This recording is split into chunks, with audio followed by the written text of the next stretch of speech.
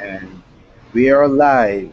Okay, I'd like to welcome everybody to Hackers Hangout 26.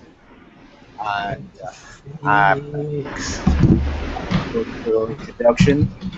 I am Stanford Mings. I'm based in here in St. Thomas, United States Islands. Uh, to identify myself, whether I'm dev, development, or ops, I consider myself both. Uh, I develop as well as I take care of infrastructure. Uh, Sana, you're up. Yeah, hello everyone. I'm Lasana Murray here. Usually I'm the host of Hackers Hangout. Sometimes it's Stanford Minks. I do software development. I'm a business application consultant. I am also a friend of the Ubuntu Caribbean user group and just general open source. I wouldn't say so much of an advocate as much as a person who really sees the value and is willing to share that value with those who are interested. All right. I'm gonna speak for for Calvin since he's with the group, but unfortunately he can't speak. Uh, Calvin Harrigan, based in Atlanta, originally from St. Croix, United States Virgin Islands. Man, he went to school at UVI, and I think he's safe to say he's more on the development side. Calvin, you can chat and say yes or no. I think I'm just making an assumption that you're on the development side since you do a lot of development, what's it called, embedded code. So if he wants to correct, he can just put something in chat and I'll say it. I will work on that. He's working on the sound. Uh, well, I think I say to say it. If anything, he can make a modification next week. All right, I'm gonna move into the news. Since it's just me and you, we can just bounce off of this based on what we have seen happening in the last, let's say, about a week or so. The first thing is Google buying the satellite company Skybox Imaging.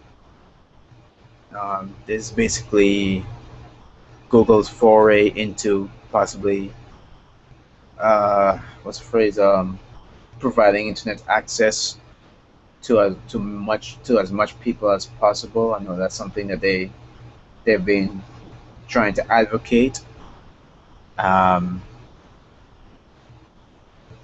these are small little I think they call them nano satellites, uh, it's relatively cheap to put up into the space, and you could do a lot of things from them. You could do um, you could do take pictures, um, and I think communicate, you know, internet communication. Um, and yeah, they bought it for $500, 500, $500 million. And a lot of people are saying this is the first step towards Google. Well, one of many steps Google is taking towards becoming Skynet. Huh. I think I'm in line now. Hey, how you doing, Calvin? We have audio. Well, I had technical difficulties during the weekend. I forgot I unplugged half dozen to a dozen wires behind the computer, including the mic. Continuously updating and upgrading your systems, huh? No, actually, what happened was, believe it or not, the retaining clip for the heatsink broke, so the heatsink and fan fell off the CPU.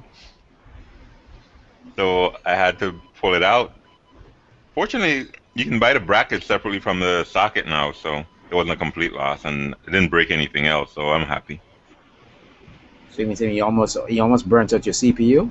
The CPUs don't burn out anymore. They have thermal protection. I mean, it Uh, don't burn out anymore. They have thermal protection over a certain temperature. They automatically shut down. oh, okay, okay. Well, that's if it's enabled, right? No, you can't disable it. Oh, you mean on this in the CPU hardware itself Yep, that's built on in now? die. Oh, okay, that's interesting. Didn't know that. Yeah, it's pretty. Believe me, I'd have been a sad boy if that didn't happen. Not So, in the market for a new computer right now. so wait a minute, let Moshi me. Moshi. That's why it's so easy nowadays to overclock these systems. Then. Yeah, you can't really kill them like you could before. Oh, okay, because I keep seeing everybody overclocking this, overclocking that. I'm thinking, you guys must know must know that the special voodoo because I I know a bunch of folks who have just watched their CPUs go poof. Mm-hmm. Never been much of an overclocker. No, neither was I. I felt if the benefits, the return was Not worth it. yeah, yeah. I mean, 5% more if you're lucky. The risk burning up your CPU, not so much. Well, listen, we were just giving an introduction. I'm not sure if you heard it. I Just did. want everybody to introduce himself. I see Kurt just came on board. Uh, what we're interested in, just basically saying name, your location, and whether or not you're a development or ops or combination, or if you just regardless of what. So, Calvin, you're up first. Well, my name is Calvin Harrigan. I live in Atlanta. I've been doing technologies for as long as I remember, even if not in the current form. I work in development, mostly in embedded systems. I recently started doing embedded systems again. I was doing control systems before, and getting back up to speed and really happy at how some of the technologies have been moving forward since I've been last in this field of work. I've I've been a Linux user since 1995, and it's my main OS of choice. I'm also interested in electronics and a bunch of other things, technology related. If it's technology, I'm there.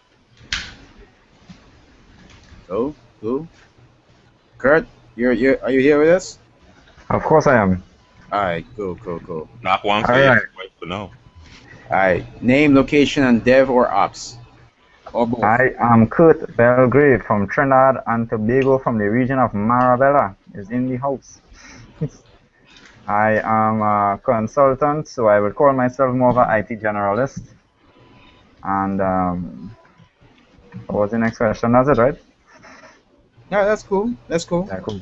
You know what? I'm going to call it dev, ops, or other. That's what we're going to. Other. Yes, I'm an other. All right, cool. Anyway, yeah, we were just talking earlier on about Google Bang satellite company Skybox, uh, Skybox Imaging. Uh, I think it's a major thing because now I know a lot of big companies they put their own satellites up there.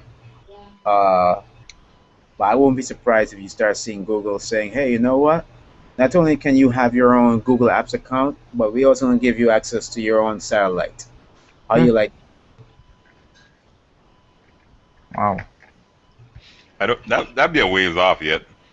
But if I remember correctly, isn't Google, at least the CEO for Google, have this dream of ubiquitous internet access? You know, you were talking about Yeah. balloons at one point Yes, true. and so forth. So I'm thinking this might just be a step in that direction. Yeah, Yeah, satellite internet. That's what I think also. I agree. I agree 100%. But Cheap. here's an interesting angle. Not just we assuming that this internet connectivity satellites offer internet connectivity on the ground. I don't think a lot of people have been talking about internet connectivity in the upper stratosphere and in space. This could be, Google's play towards, providing getting the infrastructure in place for space, yeah, for space travel. Hmm. Mm, I don't. I wouldn't put it past them. Anything is possible with them, really. Right. No, they have a way of doing weird. Well, I won't say weird. Unexpected things. Uh, Like I said, this is just something that just happened in the news, so let's wait and see where they carry this. If if they say, hey, I'm looking forward for them to say, hey, if you want, we can. Ah, I know the ability for us to task satellites to be able to take pictures of specific areas. I You mean to promise you. integrate with like Google Earth? I agree. I promise you. I'm stating it right here. It's gonna be online. It's gonna be. They're going to make it optional. They're gonna give it as a service for individuals who have the task satellites to take pictures of certain locations. I'm making Hmm. it right here. As a I'm trying prediction. to figure out what I wouldn't say individuals, but maybe other companies. Individuals, I can't think of a use that I personally have for satellite. I, But I can see a use for a company. I can see. I would like to go and take pictures of the apartment or the house where I am. I mean, you know, like someone like a farmer. It's one thing to be able to take to see what they have from the ground level or even from the airplane level, but from satellite, I can see some applications, some benefits from that. But don't they have that already? Where? I mean, I mean, where will I'm they thinking get? Google Earth. Yeah, but No? Google is like what, like months behind. So you're thinking something live? Well, not necessarily live, but like within the last week. Okay. I think Google Earth is actually for real something similar to that because remember with Google Earth you have to have an account and you subscribe. You basically pay a subscription fees and you get that imaging of different places around the earth. I think how it works is Google like they kind of like purchase rights or something like that from the satellite companies that would already have The the photos. the photos and that kind of thing, yeah, and they provide the access that Google Earth is different to Google Maps. Yes, it is. Yeah, it is more powerful. I really think Google Earth already does something like that for real, but I've I never mean, the tried. resolution. The only thing I can see is maybe getting something more up to date. But the resolution is pretty impressive, given that it's not military grade, and the Yeah. fact that it's not military grade, even that scares me because if that's what they're giving out to the general public, imagine what they have. Hmm, exactly. True. True. But I'm convinced. I'm convinced that I'm not convinced that that's what's going to happen. It may not be soon, but I'm convinced it's going to be a point where they will say, listen, if you want to task a satellite to go over a certain area, provided it's not like a military location or uh, uh, yeah, military location or something sensitive, I won't be surprised if Google says, hey, pay a little bit of money here and there, and we will task the satellite to fly over, take a couple of pictures over a period of time, and you will have access to them. And if you want, you can share them. Well, let's not forget that Google has a interesting habit of coming up with all these interesting technology, And and when it dropping them. actually, well, yeah, that too, major point there, Calvin. But aside from that, they have a kind of habit of like taking really powerful technology and basically kind of like doing these silliest things with it. Like if you think about how they marketed Google Glass, Google Glass is like this kind of like it's kind of marketed like for the social crowd, right? Like walk down the street, record videos of your life, and take pictures and that kind of thing. But beyond that, Google Glass could actually have some real interesting usage in a more production sense, right? You know, that's a good point. I can see using something like Google Glass in my last line of work. Because sometimes I'm in a panel and I need to have access to a screen while still seeing what's going on mechanically. If I can superimpose what's on the screen over what's happening, I can watch in real time, you know, what the logic is doing and what the mechanics is doing. So, Yeah, yeah. never thought about it Google like that. That's a good point. Google doesn't want you to do that, Calvin. Google wants you to take pictures of the panel and upload it to Google Plus automatically. That's what they want you to do. Well, Share your cat videos. but I do like that idea. Yeah, I tried the Google Glass at Startup Weekend actually. I wouldn't say I don't think it's for everybody, but definitely when you put it on, you could see a lot of it could be very helpful. You could see that. The power of Google Glass to me is the ability to apply layers the same way. No, I shouldn't say the same way as you tabs, but if we're not able to create layers of reality of interfaces, I think that's where Google Apps is going to be really shine. And the ability, just similar to what you're saying, Calvin, the ability to look at panels, look at uh, information superimposed over what you're working on.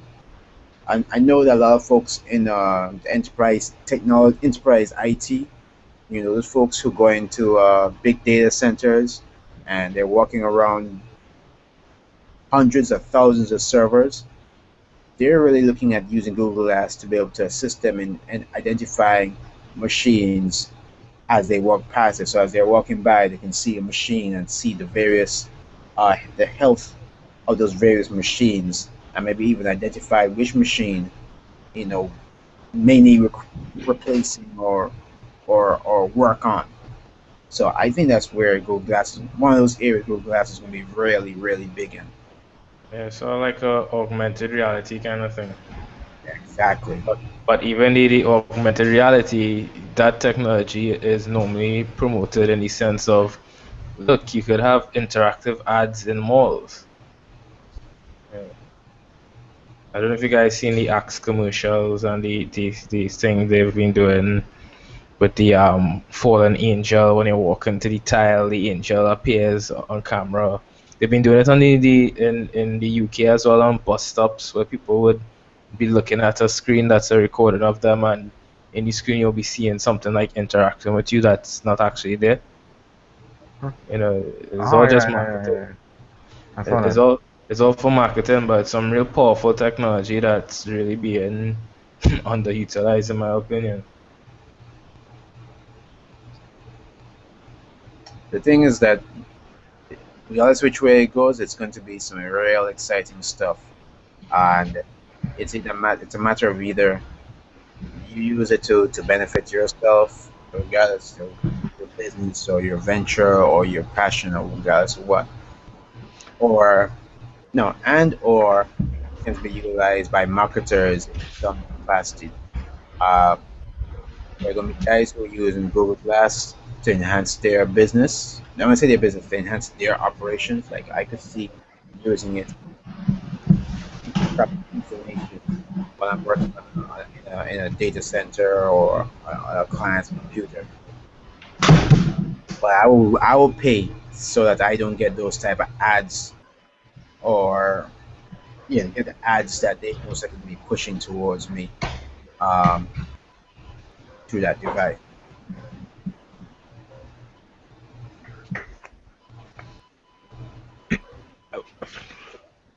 All right. Well, I've been thinking. yeah. I'm not sure if they would let you opt out, even if you're willing to pay. Well, that means I just gotta root the damn thing now. Yeah, It has been done. no It argument for me. has been done. This is what we're talking about, eh? Google Glass. Opt out. Yeah, it has been done. I may No, not I get don't. I may not get access to the Google App Store, the Google Play Store, but if I got some enterprising developers, wink wink, who can put together the necessary apps that I need, then there we go. Yeah, I think I fell out the flow of the conversation there. What what were we referring to when you said opt out or opt out of using Google Glass? Well, Using out of ads. Okay. You mean the ads that would run across the screen or something? Yeah. From what I've seen, I don't think putting ads on that would be very safe because the screen is actually really small. It's not a lot of Done screen real before. estate. Okay. All right. All right. Well, let me see what else came up this week. This is more for the hardcore developers. Uh, His Holiness Linus Torvalds released 3.15 of the Linux kernel. Or maybe Man, y'all track they're it that off. far ahead? Yeah, man. I Well, let almost, me rephrase. Am I that far behind? dude. I swore I was. It was maybe about maybe 2 years ago. I just heard somebody say, "Yeah, we're at 3.2." I'm like, wait, what? when when did the kernel get to three? Oh man, been at three for quite some time. Yeah, but Yeah, when serious. it happened, I found out about it maybe about a year ago, year or two ago, and I just sat back and went, Linus got to three. I thought he made this big thing that he will stop at three, or that Linux will will take over the world once it hit 3.0. Well, I guess that didn't happen, so now we have to go further. Yeah. I think he kind of, I wouldn't say skipped over some numbers, but just kind of like bumped up some releases. I remember there was a release where it was like, well, yeah, there's nothing special about this release, but just kind of wanna, speed up things because we more or less been, I think it was a 2.6 branch that it's been at for quite some a number of time of Oh yeah, man. years. That's like the stable kernel. Yeah, they got up to like 2.640 something, didn't they? Like had 40 something releases under 2.6. Yeah, Yeah, I remember 2.6 as being the one that was it. It was everything was running on 2.6. yeah. It's still today, probably still today as well. A lot of routers and that kind of thing will probably have 2.6 branch in them because it was stable, right? Yeah, that was probably to me one of the more, not, I don't want to say more stable, but the most debugged version. Yeah, It might not have all the features, but what it did have worked well. yeah, it worked. What I'm impressed with is bring it up here 96 core motherboards. One Wow, motherboard? 96. wow. Holy smokes. Calvin, you're talking about you feeling you behind? Sometimes when I see some of the hardware that Put these on a folks tray. are around, I wonder if I stepped into if I've been sleeping the last 5, 10 years. What hardware are you running at home? I mean, I got what I got here. I the last upgrade I did to this PC. I got i3. I don't even know how much cores. I'm not gonna tell how much cores I got. I got lowly 4 cores. Lowly? That must be a first world problem. Listen, I got new PCs that I'm putting in for clients, and I go to Task Manager, and I'm seeing 8. Well, if the Intel chip is probably 4 with hyper-threading, it makes it look like 8. You gotta be careful with them. Yeah, well, as I say, I feel like I feel behind when it comes to hardware. Well, I have a quad core as well, and while it serves its purpose, at work, I mean, from two separate places, I've noticed that those PCs are more powerful than mine, and I thought mine was a powerhouse. Now it just draws power. No, I've been thinking about doing an upgrade, but don't want to spend any unnecessary money because it does what it needs to do. And see, that's something to I think a lot of folks and I get confused with. They feel that they need the greatest and fastest computer system out there, when you really don't need it. I mean, do you really need 16 gigs of RAM to run Windows, uh, to run Microsoft Office? Well, you forgetting the key thing that they're being marketed to. Exactly.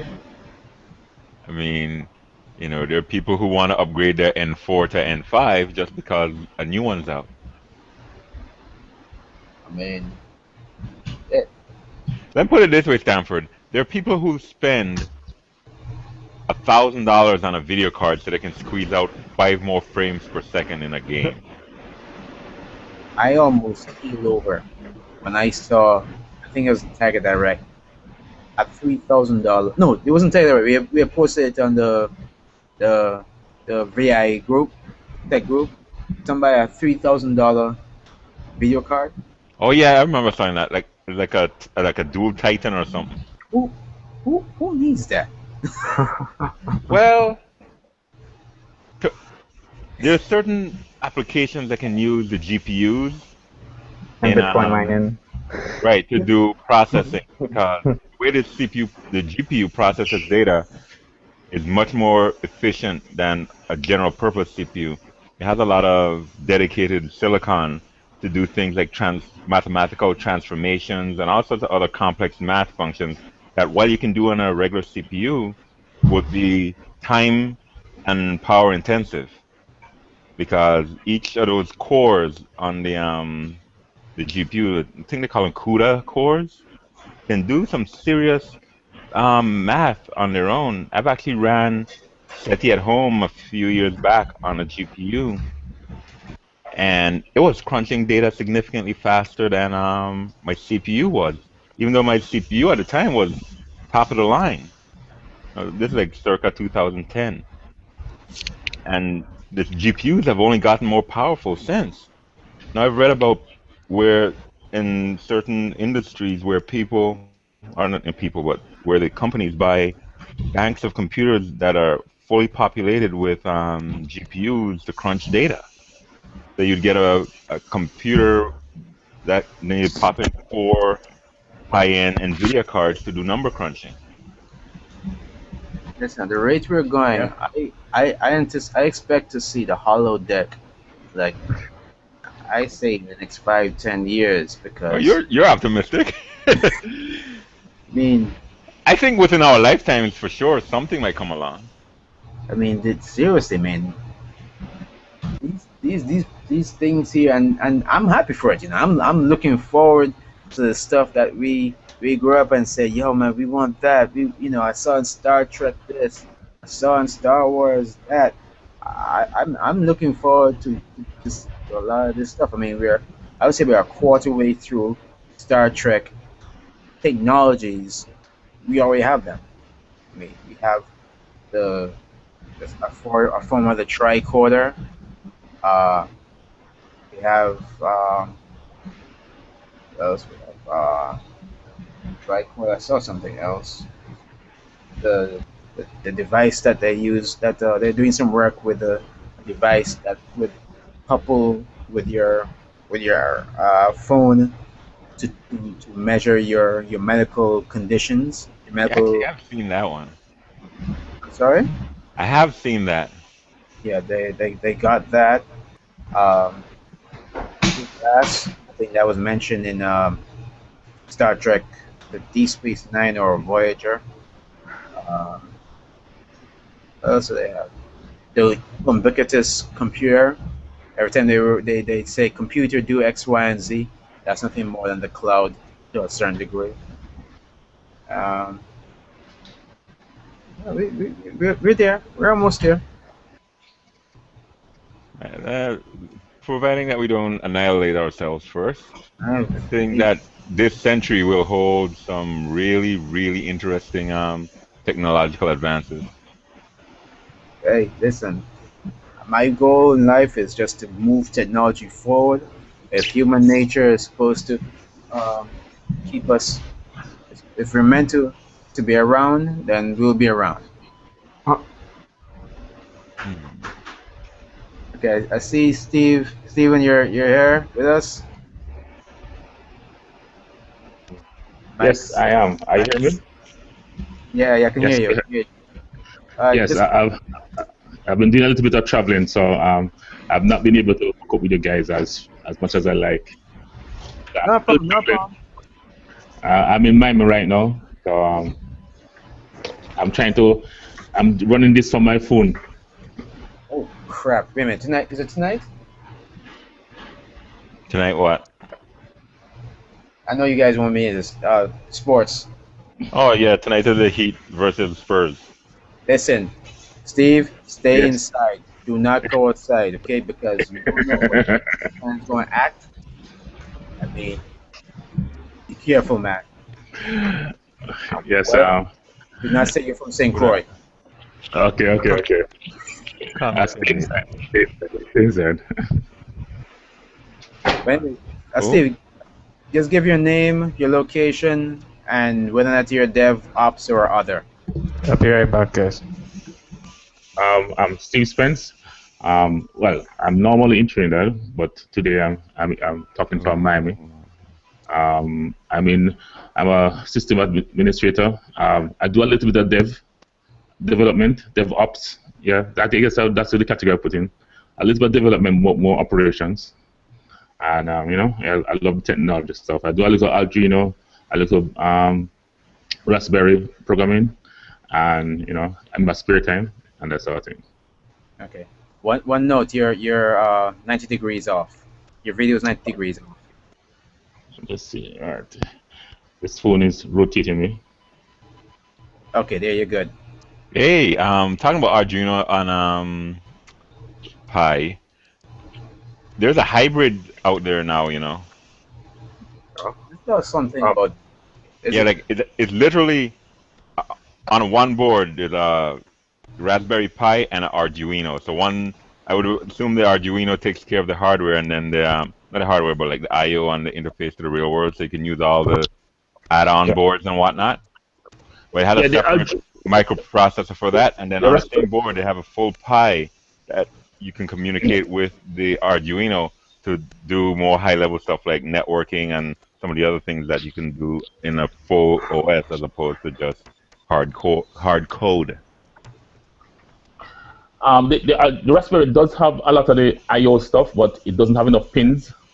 So what you have to do a lot of times is to buy an Arduino to extend the pins to interact with the outside world. Right, and that's the other thing. They're all on one board now, both of them. Okay. Okay. Once it's not too big, because that's one of the things that you have to watch. That your projects them have to be able to stay within a certain parameter. And the smaller it is, the better for you. No doubt. Uh, yeah, yeah. If it's not once it's not too big, it's good. I'll check it out. Actually, I was reading up on another way of doing it. Ever hear about the I square C bus? Yeah, Yeah, yeah. I've actually had to use that. yeah. So what you do, you can use that technique to actually extend the pinouts for the Raspberry Pi. So when you have projects that require more pins, you're controlling more stuff. You can actually build a circuit that emulate that bus, and then you can get your interaction without actually adding an entire board. Yes, so you keep the same size, but continue to actually because size with those projects, size matters. Yeah, I think that's the critical thing. That's one of the reasons people like those devices, those uh, prototyping boards. Yeah. You know, because a lot of stuff that we would like to do, computing wise, we Mm, can't exactly take a laptop. No matter how small of a laptop you can yeah. find, you can't exactly take it Yeah. and stick it somewhere. You got to find Yeah. power for it. Jeez, the heat issue comes up. Okay. Yeah. All that comes into play, man. Yeah. All Yeah. that. Yeah, I was helping some kids with some Arduino board. They actually found a nano Arduino, which is the size of a little bit bigger than a post stamps. And they actually won the competition. They sending their stuff into space. I remember the high school they had a nano Arduino, which they used to measure some voltages as the rocket fly through the ionosphere. So they They just report back to me that they said they won the competition. They know they had the best idea, a science experiment, and and it's based around Algerian board. Yeah, Quantum. and yeah, yeah. I can send you a link later. I don't know how to send links on this phone. I'll send a link about the program. There's a Caribbean high school, and NASA actually sponsored their scientific project to send their project into space. Are they putting the Trinity flag on? Well, I think they're putting the school logo on it. I don't know if they add the Trinity logo on it as well. That's cool. That's cool. Yeah, so kids are doing that's what I think they want to do to get like a maker community in Trinidad, and by extension the Caribbean. So we can start to actually do little projects like that. The next project is the we want to go after is probably the atmospheric weather balloon. Yeah. Yeah, so that's the next project that we want to go after. And so I guess between now and next year we can see if we can get get putting that together. And we work with the kids to actually let them, which I try to make them do as much as work as possible. Okay, and just step in when something not really going right or the idea not feasible. And even when you see them making mistakes, we try to just guide them to the right path. And something allow them to make mistakes so they can see so they learn critical thinking and learn how to do things by trial and error, and then learn from it and move on to the next part. Sounds good. Sounds good. That sounds. Yeah. It sounds similar to, not sounds similar, but we were talking earlier on about Google buying skybox imaging, Okay. setting up nano satellites, and Actually, that idea intrigued me quite a bit. It will make the satellite industry, which is quite an expensive industry to get into, a little bit more manageable, and also the payloads are lighter, which is a critical thing with rocket technology. That the weight of a stuff, weight of things is actually quite critical. I made a prediction, Stephen, that we're going to we're going to see Google is going to give it as an option as a service. They're going to Hmm. task satellites to take pictures of specific areas. That's Okay. my that's my prediction with Okay. Google purchasing skybox imaging. Okay. All right. Cool. Cool. I think that's actually exactly what they want. So I think right now they have to depend a lot on military satellites to get that sort of thing, and exactly. that will not come out as fluid as you want, and also they have areas that they just simply will not give you information about. That's correct. That's Yeah, correct. so I think right now they want to move away from that and get to a more commercial system. Yeah. Well, I'm convinced that's what's going to happen. All right. Let's move on a bit. Another thing that happened this week. Well, actually, I think it was last week. Uh, the Turing test. The Turing test has been passed. Hmm. I personally don't. That's debatable, huh? What's that? I said that's debatable, huh? I Yeah, rather, I like a bit debatable. Yes, it is. It's on the edge. On the edge. On the edge. It's a step forward. Let's put it this way. Okay, I'll accept that. I'll accept. I'll accept the step forward. But a 13-year-old boy who, which English is not a second language. Ah, Yeah, it's on the edge. But you know what they're using to do all that stuff, right? Is really big data analytics they're using. A lot of they're using basically brute force to get the intelligence into work. But voice analysis, if you realize that Google's and Apple's voice analysis software are both cloud services because of the massive amount of data required to actually get things to work properly. mhm. So, like Siri and those guys, they're actually sending the query back to instead of doing it locally on the device, they're actually sending that back um, to that data center, processing that thing, and then sending it back to the device. Because the Yeah, device but has to have a massive amount of processes to actually get the right the right response, which is right, not but it, yeah. yeah, but I'm saying this, but this event, this Mhm. this announcement. Uh, the problems I have with it is one, they said that it was it fooled 33% of the Expert. judges. 33% of three judges is not exactly a majority. A sample, a big enough sample, right? Exactly, and the and I will confess I haven't looked through the transcript, Yeah. but a 13-year-old boy and stating that his English language is not is not That's his first language. Uh, it opens you up to a whole bunch of things. To me, artificial intelligence is something that is a common is a real dicey thing, a dicey prospect, and you can't just come up and say, "Hey, I fooled one out of three people." I think what happened with that it's one of the areas of science that has not delivered as much as it should. It promises a lot, but has not delivered. Because to be frank, it's actually difficult. It's actually a very hard area. It's one of those things that are pretty difficult, much more difficult than we imagine.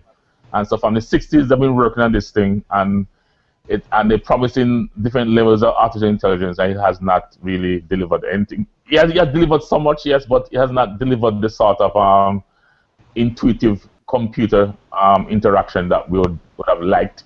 And the next thing I worry about is that the fact they're using a supercomputer. Um, Well, when you have to use that amount of processing power to do something, it make it can make it counterproductive. So even if it's possible, it's not going to be very useful if you need a supercomputer to get that done. but you have to take into account what it's trying to emulate, which Yeah. is our brain, which by any stretch of the imagination is supercomputer plus. Well, So I yeah. can't see where Okay. there's not going to be a quantum leap where we're going to jump from using these supercomputers into having a low power device that can emulate the human brain. At least not within the next 50 years, I don't think. Mind you, we will be able to emulate it, but for the time being, it's almost guaranteed that we're going to have to use high-powered computers. I Yeah. mean, one brain alone has billions upon billions of connections just to do the Actually, simple things that we do. yeah, but no, but actually, the brain actually approaches processing in an entirely different way. It uses actually 0.01% of the energy that a supercomputer uses. It actually, in terms of processing power, it's actually not that raw processing power is not that fast actually. Okay, the You supercomputers. say that, but you're comparing apples to oranges. All No, we're but comparing is the end task. I only can compare the end tasks. Okay. Right. However, and what the brain does well is ability to break down tasks into units much more intuitively than a supercomputer. That's actually the one advantage the brain has.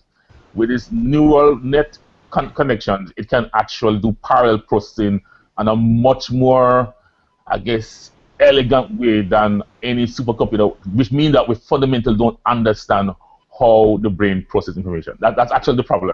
There you That go. That's it. we We don't we understand the don't. nuances of how the brain processes information. The best we can do is emulate what goes in and what comes out. But the actual in between, we don't have a clue what's going on there. So all we can do is emulate it. I Yeah, mean, even to that, even if we were able to build something out of silicon, germanium, or whatever yeah, new exotic material they have, and it had to emulate our brain, even as it does work, just the raw number of interconnects and mutable yeah. interconnects will make it unbelievably complex. But a microprocessor is actually there already. You know, we have three-dimensional wafers that have over a billion transistors. We are interconnected with a whole bunch of things. So into the complexity, a microprocessor is actually rivaling the brain already. It's just that. No, no, no, no, no, no, no, no. That's where you're going off the rail. Yeah. It might have the raw counts, Mhm. but at the same time, you're talking about a few billion transistors. I mean, the last GPU NVIDIA put out had like 3 billion transistors, but Yeah. they're in a fixed space. They're not mutable. And Yeah. that's a problem. No, but Wherever on that die that transistor was made, it's going to be there for the rest of its life. It's not that's going to true. connect to anything else or That, any other transistor than what it was connected to when it was first and, made. and that's true. However, the secret to intelligence is not in the transistors. That does represent raw switching power. The secret to in architecture, I believe, is in the algorithm that you run to actually get the intelligence out. So it's not where we lack it is not in power, is the intelligence are the algorithms that we need to emulate the brain with. So I Right, think but we what I'm saying is some of those algorithms will be impossible given our current state of technology because how come unlike why our brain, you can't change the connections after the fact. You can have an object in memory that mutates, and then you can have different, say, pointers out to different chunks of memory. What I'm saying is, as that net expands, the hardware required to keep that net contained will grow exponentially. And I this is think what I'm saying that I, I what we think have now, we can't really do anything along the lines of what you're trying to imply. I think you have it a little bit wrong in terms of we're comparing. You're comparing the transistors with the brain. I don't think that's where you should compare. You should No, compare. I'm not. I'm You should saying compare with I'm the. comparing the way the brain works to how computers work.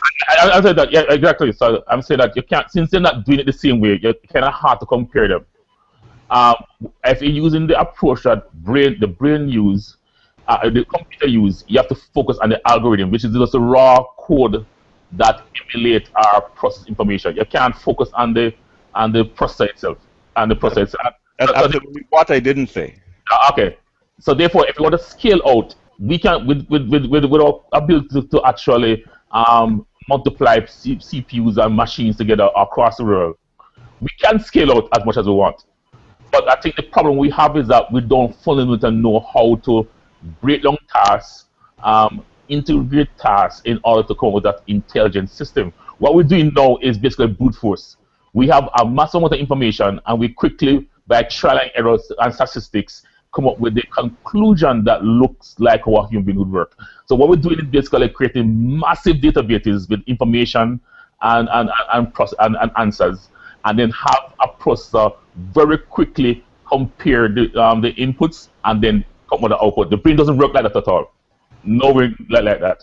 So what we're doing that with Deep Blue and the Turner test and the test with this guy doing, they are basically creating these massive databases with every single predictable response that a human being can do, and then basically choose some statistical analysis um, based on the inputs, choose the right answer, and that's sheer brute force. That's actually not very intelligent way at all of doing it. Okay. Yeah, gentlemen, my take on is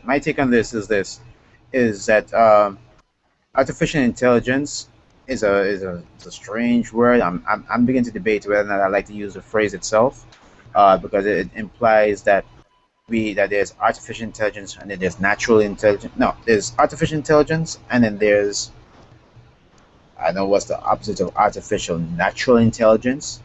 I think what I try to differentiate there is that there's intelligence that occur naturally, mean that it came out of animals and biology.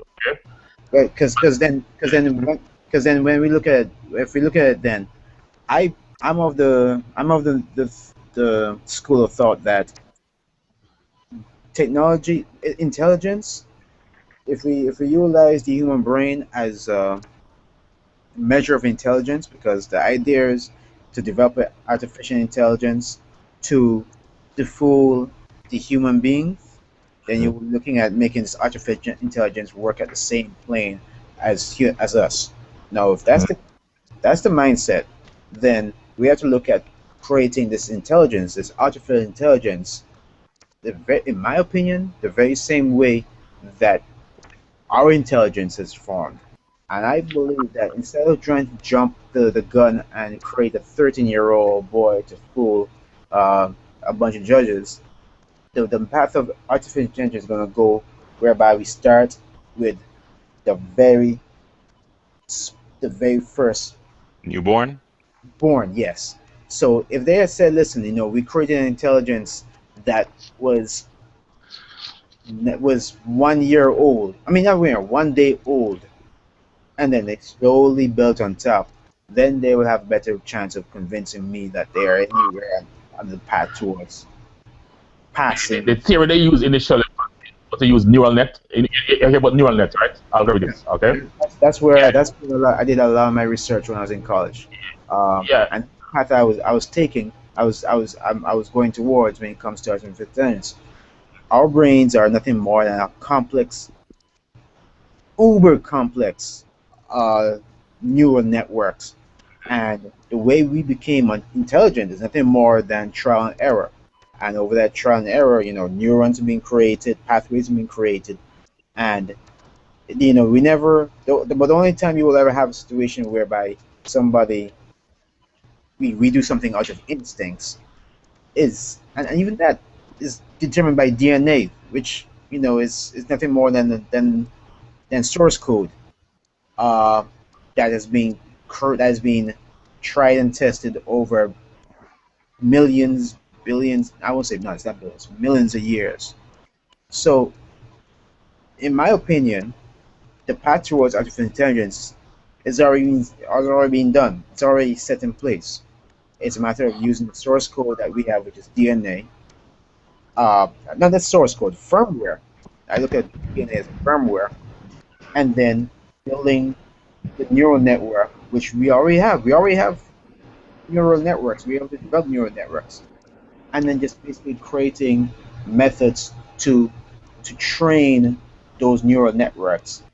And until we are able to reproduce the computing capacity of the brain, even at the most minuscule level, which is that of a child, recreate that computing processing power in silicon. Until we do that, in my opinion, we're not going to be able to talk about recreating artificial intelligence or intelligence of any matter of yeah. speak. They kind of abandon the neural net pathways because they reached a barrier. For some reason, when they try to train these neural nets, it only reached the level of probably a cockroach. Okay, and they seem to not be able to get it to jump to the level of intelligence. So there's some other understanding that's required to get neural net to actually function more like an intelligence, a more intelligent entity. So it's learned by trial and error, but trial and error seems to be just one strategy to intelligence. There may be multiple Yeah, strategies well, going on with there can be multiple strategies, but the one that we know for certain works because we're here is uh, mm, use of DNA as a firmware, uh, and the trial and error. In fact, that was one of my research I did with genetic algorithms. Basically, just trying things until we get to where we want, using uh, cross pollination, mutation, uh, and yeah, I think that's where things are going to go regarding intelligence. It's tried, it's true, it works until they've come up with another way of uh, implementing intelligence. I'm not sure what other methods of intelligence there are. uh, Yeah, well, they can abandon neural net a little bit, because and start using these brute force database methods where they actually define all the possible outcomes in a scenario and then use processing power to pick, choose, and grade. For example, Jeopardy, right? Jeopardy, right? They built IBM built a computer to actually beat the world champion of that, and they yes, succeed. Yes, they actually succeed. But the guys them describe how they did it. I'm gonna say, nah, that's horrible. They use this computer with massive amount of data and use different statistical algorithms to determine which answer could be best suited for the result. Because that's one thing that does do very well. Context of a question, you can respond. That's one component in you can know what to respond. So therefore, you can answer a question by knowing the context of the question, you come with the correct answer.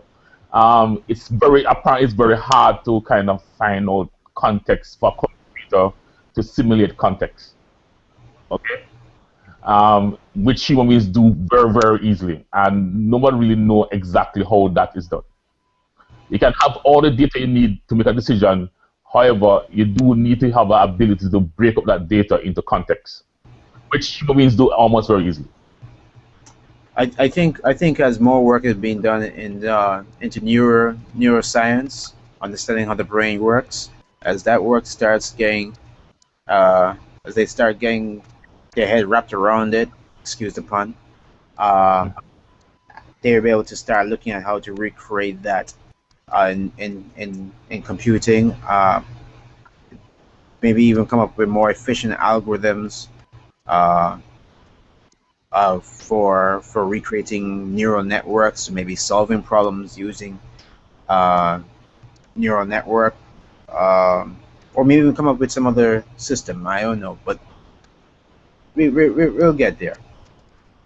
I Uh, think it's truly a hard problem, and we should underestimate what difficult it actually is. oh yeah, it's gonna be it won't be easy. I mean, it wouldn't be fun if it wasn't hard. All right. The next item on the news is this happened 2 days, I think, or 3 days ago. Uh, Elon Musk of PayPal and Tesla and SpaceX fame has Woohoo! open sourced all the patents for the Tesla electric Woohoo! car. Yes. Round of applause for him. Tell Sada. Yes.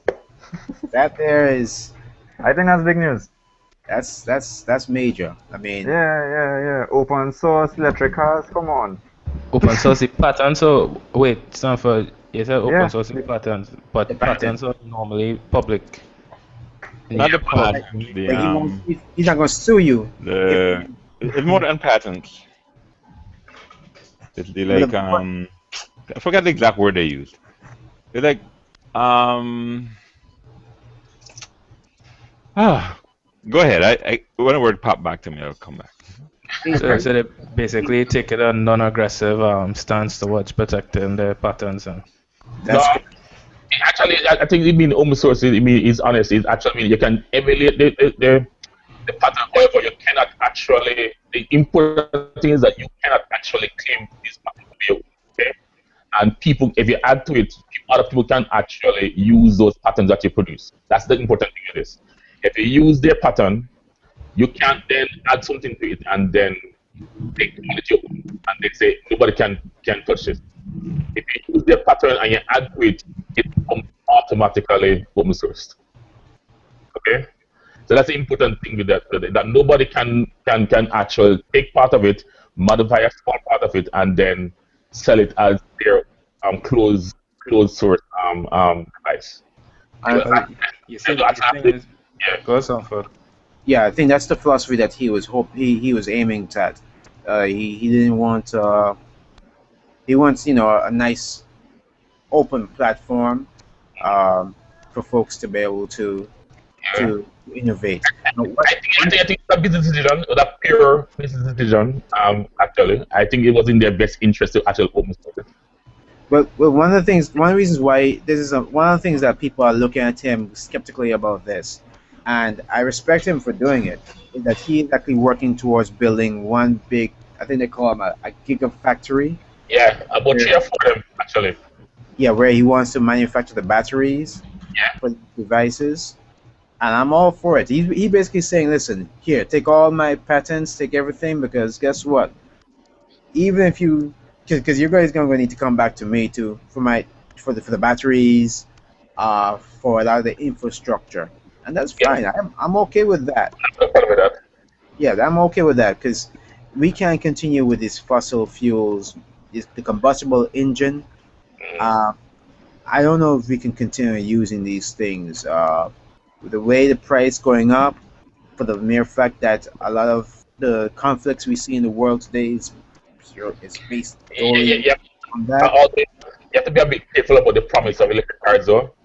The electric car scenario economy only work in terms of getting off fossil fuel for power stations to come off. You see, the electric cars may not run on combustion fuel directly. However, if the power that they're pulling is from a power station that's actually running fossil fuel, it all it does is push the thing up further up the chain. So for the economy, the electric car economy work and get us off fossil fuel, the whatever power that's on the power station side has to be a non-fossil fuel source. That's the little ingredient that allows the promise of electric cars. I, It doesn't I, it doesn't work if the power station is still running bunker C oil. It's the dirtiest, lowest grade oil that's out there. Okay. I agree. I agree with you 100%, Stephen. I think I think what nothing. I'm just talking crap here. I think one of the major critical things that's also going to need to have happen, and I think he's also using that in in his calculus to open source the patents, is when he's building these gigafactories, these factories to create the batteries aren't going to just be used for the cars. They can also be used for photovoltaic uh, uh, charge for storing energy from solar panels as well as from wind turbines. So to me, I think what may happen is that we may have the opportunity to not only power the electric cars with these batteries, but also maybe you get bigger batteries and locate them at your house, uh, and you couple them with your solar panel or with your wind turbine, and you store your energy there, or even use your car to Ah, generate okay. energy that you can then um, charge back to your house. The thing is that the battery is the one part of the entire system that has never been cracked when it comes to renewable energy, because batteries are highly inefficient. And if he's able to crack that code, if he's able to make it to create a battery that is efficient, uh, doesn't goes for the long stretch, then we're going to have a very interesting future. Very interesting. Very interesting. I must admit, I'm an advocate for nuclear power. I must admit, I'm not. Steve, second, 1 second. You're kind of breaking up. Okay, you hear me better now? A little better. Go ahead.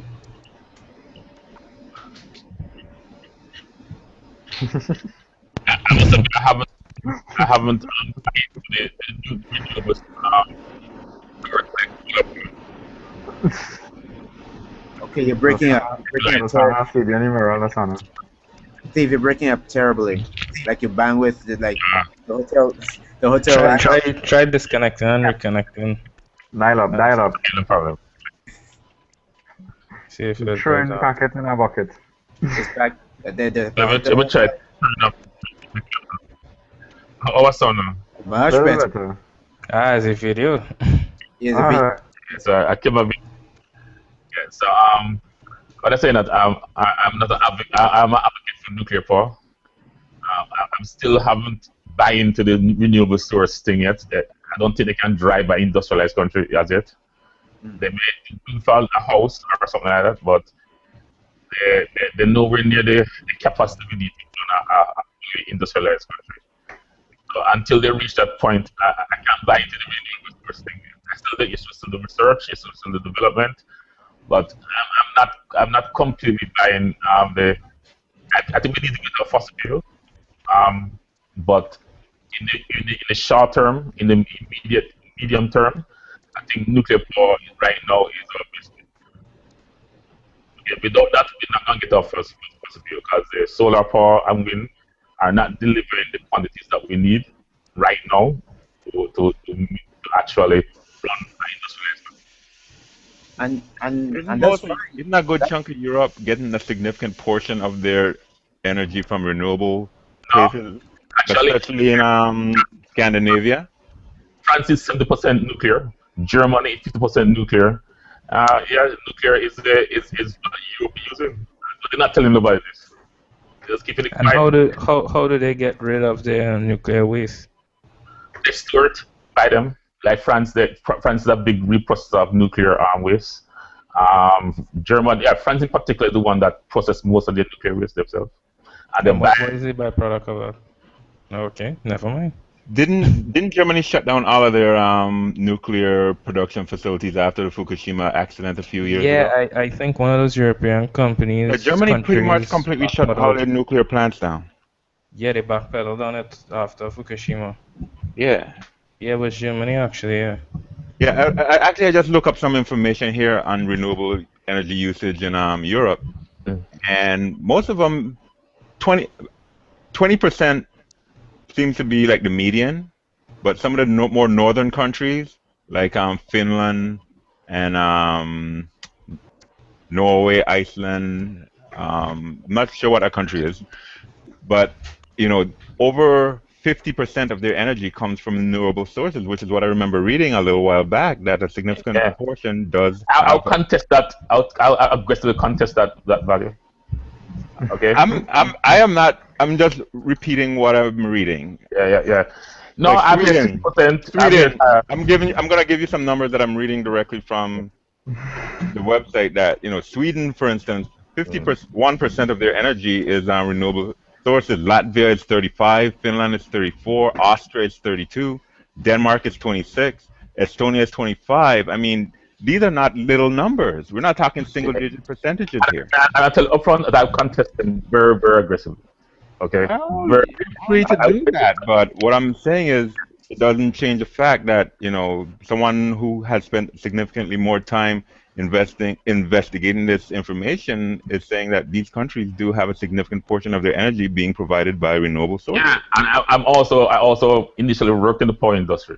Okay, and I'm an electrical engineer by default. Okay, that's That my doesn't trade. give you any more credential over someone who studies this Yes, information. yeah, yes, but there's a kind of tug of war going on in industry right now, in which people make claims that are higher than what they're supposed to be, and then don't give the downside. For example, you can get 60 Well, like with with that argument, I can say the industry that you're claiming, no, I'll give you saying context. that is always can be doing the same thing. Yeah, I'm gonna give you context. I'm gonna give context. You can get pretty good return and win in particular, like 60% and upwards. But Okay, this is and that's not the true. percentage of efficiency we're talking about. No, This no, is no, no, how no, much no, it's not energy is being efficiency. You produced. can actually deliver pretty good high energy from wind in particular. The downside is that it's not very stable. So therefore, you might get 2-3 days of good performance, and then next 2 days nothing. Well, Okay. but that's where you'd backfill with conventional sources. You see that have a problem with industrialized countries that require reliable, consistent power sources. So again, batteries is one of the good strategies for doing that. Okay. Again, the weakness there is that batteries are not very efficient and they don't store a lot. So Okay, therefore, yes, what about hydroelectric? hydroelectric is actually quite good. However, the problem with hydroelectricity is that yes, it's limited to natural sources of that power. Number two, it's not sometimes it's not in very convenient places, and then there's the environmental factor that may come into as well. So therefore, they're normally expensive. Thermal then. Yeah, thermal again is similar to hydroelectricity in that there are, like for example, Greenland, over 80% of their power comes from thermal electricity. Okay, again, the downside to that is that it's location specific. If you don't have the geography that supports that, you can't get it. Okay. Of course, but what I'm saying is the entire United States continent has an interconnected power grid. So does most of continental Europe. Would you disagree with that? No, I wouldn't disagree. Yes, they're connected. Yes. So, locations of sources of electricity as time marches on becomes less of a restriction, no? Yes and no. The truth is that you can have a fairly highly integrated grid, but the economics of it don't exactly allow you to do that. For example, France in particular get most of their power from nuclear, okay, and they sell that to other countries. So therefore, Finland might say that they get most of their power from wind, okay, However, the industrialized plants maybe buying their power from France. Who that means the source of that power is actually nuclear. Okay. Isn't that isn't that isn't that doesn't that devalue the point of having a grid? I mean, from what I understand, Mm, that mm. if it's a grid, all power sources are interconnected and they all feed the same loads. No, That's right. they don't do that. They actually prioritize and because of economics again, it's not the science that does this. It's the You're economics that does this. prioritizing power on a grid. Yes, exactly. You can actually using relays and relays you can actually shunt off power to different sites. No, it economics. You sell to customers who can pay more. Customers bid for power and they can actually reroute power to different locations. One, Yeah, Kurt had a question. Yes, yeah. I'm frantically waving in the air. I posted a link a little while ago, right? Where these guys, remember this guy Telsa back in the day, right?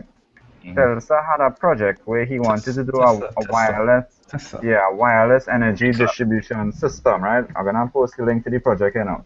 Mhm. Now, here the plan these guys want to do. They want to use 100 kilometers of solar panels, stick them in a desert, then run all of this power into this big wireless antenna thing and distribute it, and it's supposed to be able to distribute the power worldwide. This is a design that a patent Telsa came up with before he died, and some Tesla. people actually trying. Yeah, Tesla. It probably did long before it did like that actually. It's one of Tesla promises that they make. But the problem with Yeah, the wireless technology is the distance. It You can actually transmit power through an insulator. The way we do it now is primarily through conductors. But there's a way of transmitting power through what we call insulators, traditional what we call non transmission by using what we call a waveguide. Okay. However, the problem with the transmission system that Tesla used is that the distance weren't it was never able to actually work out the distance limitations. Okay, and he was never able, and what he was presenting was actually a transmission source. He was not actually generating the power from something. He still have to generate that power from something. Okay, exactly. so what he would have solved was basically the transmission problem of distributing the power to the actual consumer. What he did not actually attempt to address actually was where that source of power is coming from. No, he theorized you can get power from what we call the natural power, or what scientists call 0 point power. Okay. However, this is still a theoretical concept, and nobody has a working engine of getting power from what we call 0 point, the energy that exists between molecules and this sort of thing. Okay. Nobody has come up with a really good, well, a few people have come up with one, but nobody can prove that it's actually pulling power from that source. Okay. But Tesla coil, what it does is really supposed to solve the distribution problem, which is a big issue. It's a big issue because that don't mean that you don't need to actually depend on a grid to actually get power. Okay. However, it always had this problem with distance, and then in the town that it built its store in, people always complain that they're getting electrocuted. People will walk on the street and they'll be getting shocked. So afterwards, they dismantle it because it sounds promising, but it was never able to actually get off the ground. Hmm. So the people are talking about it, but the science for it is not quite there yet. Yeah. And it's an amazing thing we see working, but it cannot distribute power. There's a serious distance limitation with it. Okay, and so that's an issue with it as well. Okay. So Okay. the thing about it is this. In my opinion, all this is simply an engineering problem that can be solved, and I know for certain that the human capacity is there for us to solve all of them. Um, yes, it may not be economical in today's uh, what's the phrase? In today's uh, the way we determine whether or not something's worth doing using monies, using currency, using the financial system that we have right now. A lot of people may say it's not economically viable, but I think as time go by, eventually there's going to be situations whereby we just can't make that decision based on the bottom line. I know, What do you think about fusion technology, you know nuclear what? fusion? I have I have absolutely no problems with any technology that allows us to convert energy into a form that we can use. Mhm. Uh, This promise nuclear power without the bad side effects of waste. Have we once actually gotten sustainable fusion going yet? Yes, a few seconds. Well, I wouldn't call that sustainable. start, it's a start. Yeah, I yeah. agree, I agree, but it sounded as if we had this going already. Like, Actually, we they're got actually building the first commercial one in France, in CERN. Besides CERN, they're actually building the first attempt at a commercial fusion generator. So France is leading that charge right now. So they promise in the next few years, and again, they think it's just an engineering problem at the stage. The theory look right, the principles look right. Is now to solve the engineering problems of having a sustainable fusion reaction. To Mm. me, we You have know it. what bugs me the most? Hmm. The fact that, I turn on the TV, I hear people belly aching, oh, the US isn't leading anymore, blah, blah, blah. Why aren't we doing stuff like this? We don't have money. Well, we find money for everything else. Really? Well, I'm not sure.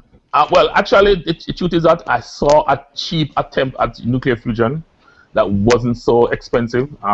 Or That, get that, those that, things that, done. that, that- that's the next problem with fusion was that it's extremely expensive to actually do experiments in that field. However, I saw a small university did a fusion generator that was based on lasers to create the heat source that required to create the plasma. So they had a number of laser being focused on a trillium ion, and they actually got it to work for a few seconds. So I guess we could do it. You know that University of West Indies has a nuclear reactor, right? Which one? Sent in Mona. There's a nuclear reactor in Mona, right? You know that, right? Where's Mono? Mona, Jamaica. Okay. Yeah, there's a we call a slow breeder nuclear reactor that they have operational in the university. There's a nuclear reactor in the Caribbean.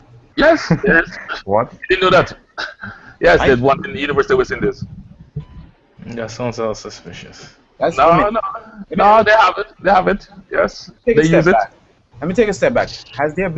Is there any nuclear reactors in the Caribbean? Cuba have nuclear reactors. They have Cuba, about two or three. Cuba, yes, Cuba has nuclear reactors. Yeah, and they've been using it quite safely for the past 30 or so years. and America hasn't bombed it as yet? Yep. No, Are you trying to get us nobody. all on the NSA list? What's your Uh, problem, boy? No, no, no. no, I'm no, just, no. I No, no, no. listen. Actually, I think the problem with nuclear power is not that if people restrict nuclear power to anybody. It's just that if you're hostile and making threats, well, they're gonna bomb you. We're talking However, about Cuba. no, no, We're talking about Jamaica was actually offered to build a nuclear station, which they turned down. Actually, Japan actually offered to build a nuclear plant for Jamaica, and the Jamaican government turned down. wow. Okay. No, the people don't have a problem with nuclear power now. Nobody will bomb you for not having nuclear power. It's when you say you want to build nuclear weapons, or you behave as if you could want to build nuclear weapons. Because the fuel for nuclear weapons and the fuel for nuclear power is two different type of power. Well, Okay. let me take a step back. So Jamaica is not enriching the uranium. No, to get fuel grade is a lower grade. So therefore, that can't be used to use a nuclear weapon. To Hey, get let me nuclear, let me let me interrupt here for a second, and let's roll back to technology centric discussions. This all this talk no, about the N word nuclear on power is actually technology. that N word, no N words. No N No, words. anyone? Right, because I don't want to get flagged in a database somewhere. No, no, don't worry about that, man. You can say those words safely, man. Don't worry. Yeah, I don't know. You could be the one trying to tie us. I don't know. You can trust me. You can trust me. You can trust me. Nuclear All That's right, power what is the one of last my guy said. let's move favorite forward. topics. Let's move forward then. Uh, this is this is an ongoing That means discussion. Hey, listen, I feel that once they see us smart guys conjugating in one place, I think And that's start using the N word is always a bad thing. yeah, yeah, they okay, did. So let's okay, okay. move That forward. means time already flagged already We're somewhere. not. Okay. Yeah, and now you just want see misery want company. Yeah, and I meet a lot of smart guys all the time, so I must be flagged many times. Hey, you never know, man. You never know. Anyway, this the next segment is going to be basically an ongoing discussion because you never we would never come to any conclusion or anything like that. It's basically tech in the Caribbean, and uh, first thing I see here that I put down was the impact of social media in the Caribbean culture. Uh, the reason I came up with that one is because no, I don't know if you guys know or not, but Antigua we had just had our elections on Thursday, and unlike the American system whereby you have elections and you wait like 2 months before 2 or 3 close to 3 months before the new person gets sworn in Antigua, and I don't know if the other islands are the same, but in Antigua, the moment election is had, the results come out, the new guy takes over. It's the same, yeah. Which Basically, the moment they say, "Hey, you won, your party won," the next day he's in the office. you're sworn in by well, you're sworn in either by the governor general or by the president, and you're in power the next day. Right. Well, yeah. Okay. So Trinidad's along the same lines as Yeah, Antigua. The reason why I brought this up is because I sat back and I watched. I basically saw. I got a feel of what's happening in the Caribbean in Antigua through Facebook, Twitter, and these various social media systems. And this was a major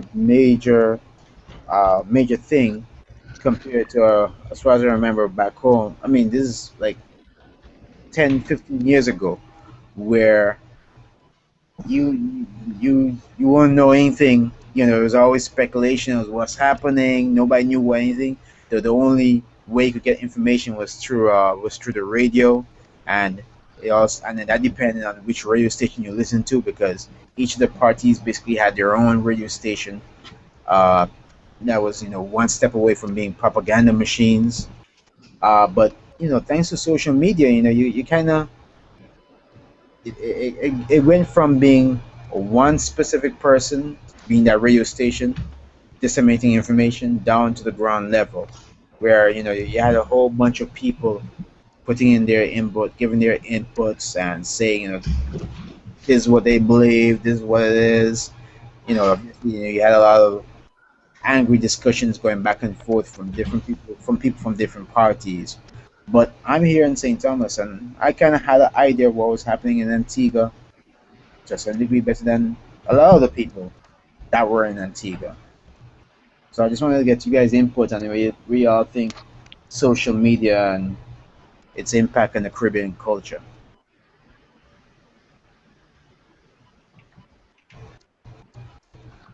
Did I just say something evil? no, no, I no, no. don't know. You didn't. I'm waiting for everybody else to answer. I don't think NSA is going to have a problem with us on this subject. I don't We've know. been we've been flagged. Okay, it's Social my fault. It's my media fault. and nuclear reactors. That's it. Shut them down.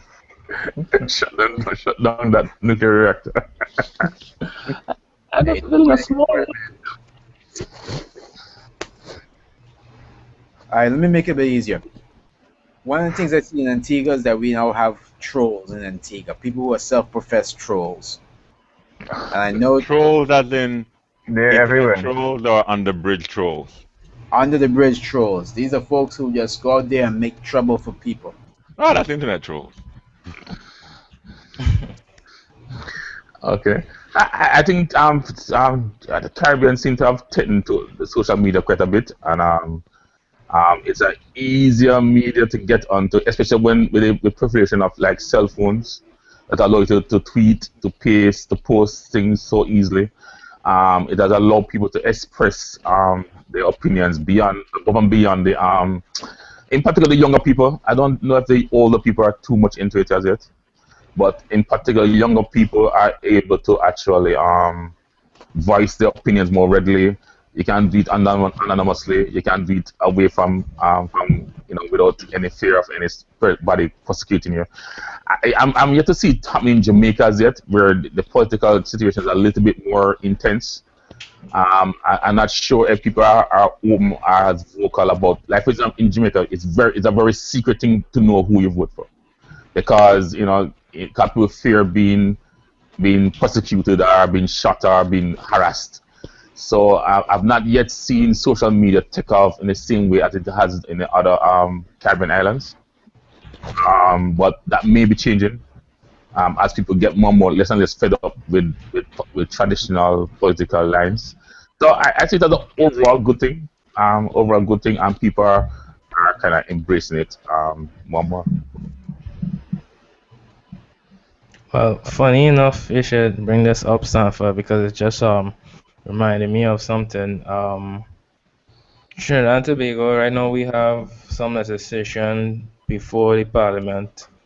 I don't remember the title, but it's to do with cybercrime and that kind of thing. So the current hot topic is the cybercrime bill and the proposed pieces of legislation the government wants to pass. And inside there, they want to kind of basically criminalize, um, you know, harassing anybody while using a computer.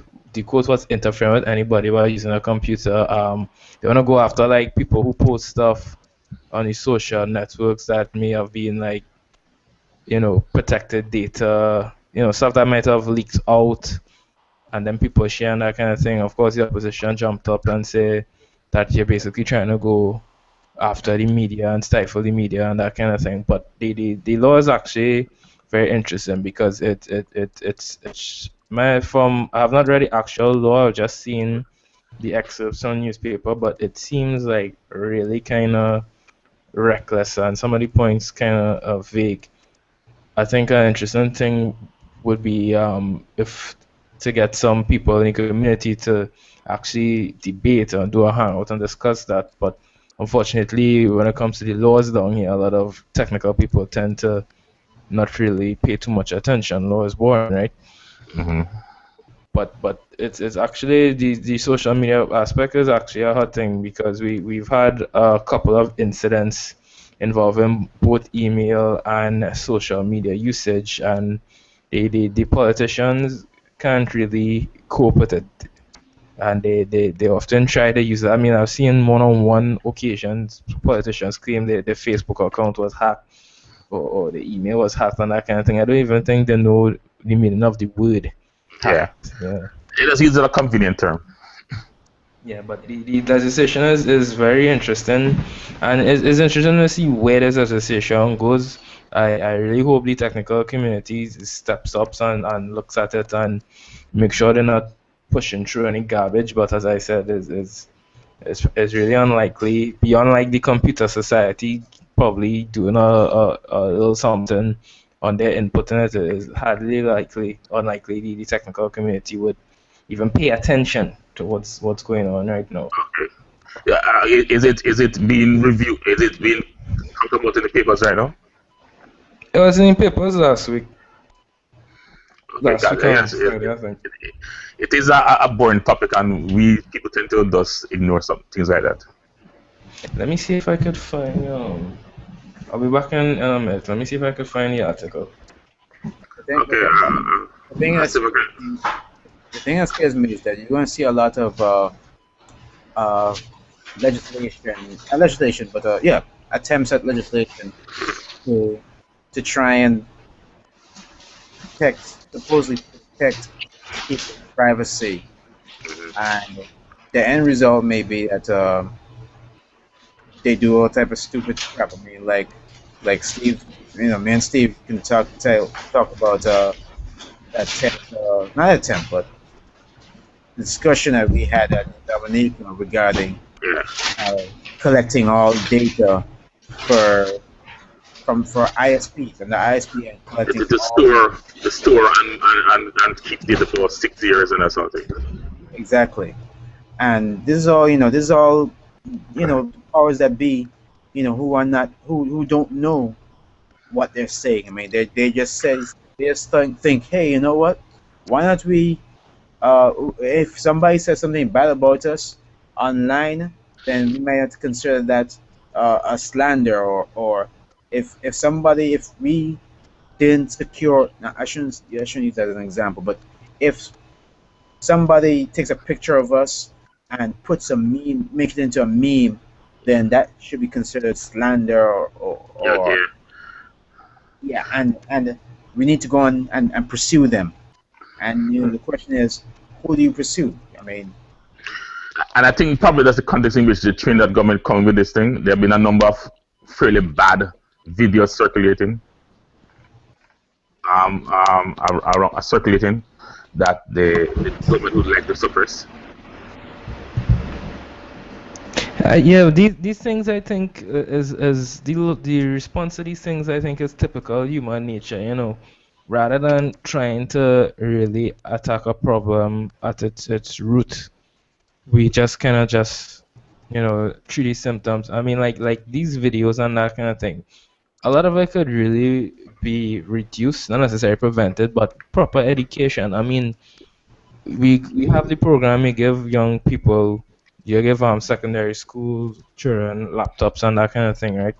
And the teachers not properly trained in how to go and use them in the classroom. The kids, their parents might not even understand, just how potentially powerful and the kind of power that comes with having your own laptop and that kind of thing as a child, and the kind of things they could get into, you know, a simple matter of educating people, the risks as well as the rewards, making sure they understand these things properly so they could take necessary action. Things wouldn't have to spill out as far as they go. I mean, social media, talking to kids and helping them to understand how social media can impact you, not just now, but later on in life, how those things impact you could prevent a lot of the nonsense. And like the camera phones, the phones Trinidad and Tobago had like this explosion of mobile phones and people giving mobile phones to their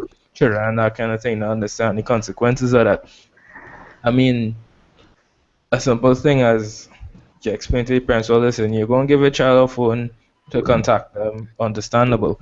But you might kind of want to shy away from the smartphone with all these fancy features, record and upload stuff to the internet, because if the child, try and play a lot in school and do a lot of nonsense, and at the end of the day, what you record there, once that stuff hit the internet is not, the internet doesn't have bad memory, the internet has elephant memory.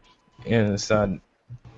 Helping people to understand these things rather than passing laws to try and scare people into not doing things or and that kind of thing is a better way to go, I think. Part of the problem, I think, is with the people who are in parliament. They are lawyers. They are lawyers. By nature, they solve every problem by passing laws. That's actually one of the issues I think I have with the people who are in government are not representative of the general population. It's not a cross section of people. Most people who are politicians are lawyers, and so they solve problems by law. Yeah, that's what they do. Oh, this person gets murdered. Let's create a law. Hey, this hang. Let's create a law. I think that's probably a product of who they are rather than anything else. So let me just read a little passage here from the Guardian's article. Again, I have not actually looked at the law itself as yet. It looks like it's an amendment to the Computer Misuse Act. They say in here the bill, which requires a special majority vote for passage, will repeal the Computer Misuse Act. Provisions in it also seek to outlaw cyberbullying and unauthorized transmission of genital photos and junk emails. Yeah, by the way, they want to fine, well, I don't know if it's fine and jail, but they want to jail you for sending spam as well, which I don't necessarily have a major problem with, but I don't think it needs to reach this stage. But anyway, continuing on. Offenses under the bill carry large fines from $100,000 to $2 million, plus jail terms of between 2 and 15 years. Conditions in the bill apply to desktop computers, laptops, smartphones, and any device which can process information or electronic data.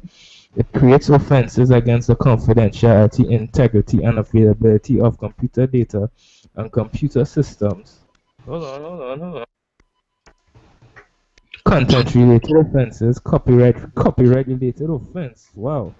And computer related offenses again. Griffith also piloted legislation for a TNT cybersecurity agency to supervise the sector. In TNT, he said online banking, Hannah, financial networks. you're going out there a bit. Can't hear what you're saying there. Okay, what's the last thing you had me say? It's Offensive. like Just this pay is like attention. Cybersecurity agency. mhm. Yeah, continue Right. from there. Right, so Griffith also piloted legislation for a TNT cybersecurity agency to supervise the sector. In TNT, he said online banking, financial networks, government services, utility systems, and energy sector infrastructure are among susceptible areas. TNT Police Cybercrime Unit witnessed TNT Police Cybercrimes Unit witnessed an increase in number of cyber incidents, including online bullying, attempted domain hijacking, and website hacking and defacement, including the April 2012 hacking into the Finance Ministry and Parliament website, and the 2012 automatic teller machine ATM skimming scams, he said. Now, gosh, I wish Richard was here because he was at the TAT open forum. They had an open forum in the telecommunications authority where we actually got to interact with the head of the cyber security agency at that point in time.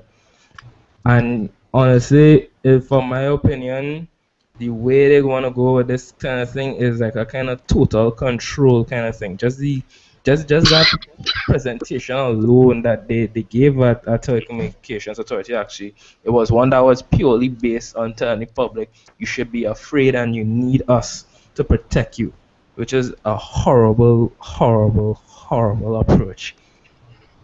It is. I agree with you. Completely horrible approach. I'm Fear gonna drop mongering, the article here.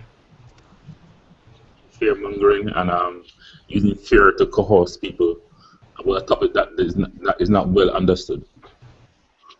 Sounds like par for the course. This is a situation where they they feel, hey, you know what, we know what's best, when the folks who know what's best can see that they don't know what's best, and they're too proud to want to go to and talk to the professionals, or talk to the I folks think who. also is the motive behind it. In the two cases in which Trinidad actually came up with a cybersecurity bill was out of some political wrangling. The first one was when somebody exposed some politician's bank account and showed that he was taking extra money. That was the context in which the first original cyber bill was actually carved out. Okay, and the second one I fear is basically being pushed because a set of embarrassing social media events happen to the current government, and they're Yeah, not knee-jerk approaching, legislation. yeah, they're just approaching this legislation as a means of covering themselves that way. So the motives behind it is a little bit skewed, a lot skewed, and which make the thing ineffective. But barring that, barring they being involved, they wouldn't care about it. The thing is that no matter what, there's always going to be stuff online that they're not going to like, and for them to attempt to try and legislate um, protections against them, it's just it just isn't going to work. And I think the more that they attempt to try and protect the people, or protect us from the evil bad guys online, it's going to start impacting certain areas.